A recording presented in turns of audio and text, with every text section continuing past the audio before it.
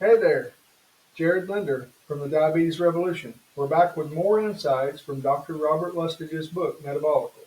Today, we're diving into a topic that affects millions, blood pressure and salt. So let's start with some eye-opening numbers. In 1974, about 53 million Americans had hypertension. Fast forward today, that number has nearly doubled to 100 million. That's a lot of people dealing with high blood pressure. Now you might think we're doing a great job of treating the problem. After all, between 1988 and 2017, the percentage of hypertensive patients taking medications quadrupled from 7% to 31%. Here's the kicker. Hypertension is still the number one risk factor for death globally. Each 5-point rise in blood pressure increases your risk of death by 10%. So something's not adding up, right? We're taking more meds, we're having a bigger problem.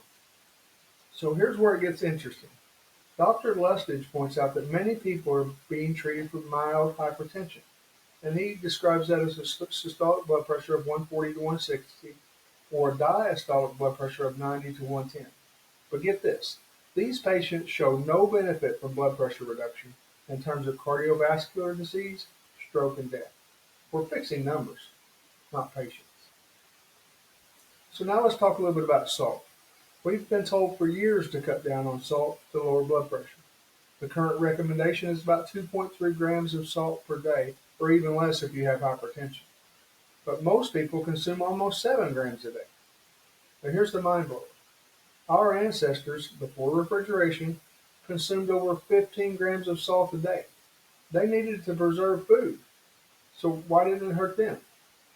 Because healthy kidneys are great at excreting excess sodium.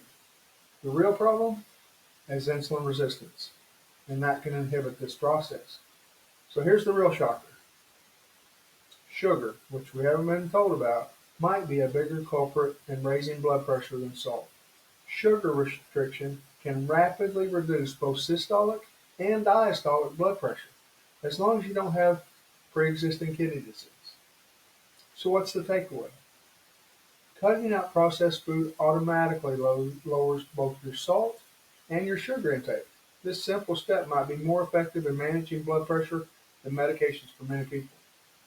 So, if you're intrigued, you want to learn more about how to take control of your blood pressure naturally, again, I encourage you to read the book Metabolical. I have no financial ties to it. I just think it's a great resource and a good place to start in self-education. I also encourage you to head over to the diabetesrevolution.com where we have resources, tips, and a community that are there to support you on your journey to better health. I encourage you and ask you to like this video, subscribe to the channel, and hit that notification bell. In our next and final video in this series for Chapter 2 of Metabolical, we'll be tackling blood glucose and insulin. You don't want to miss it. Remember, your health is in your hands. Small changes can lead to big results.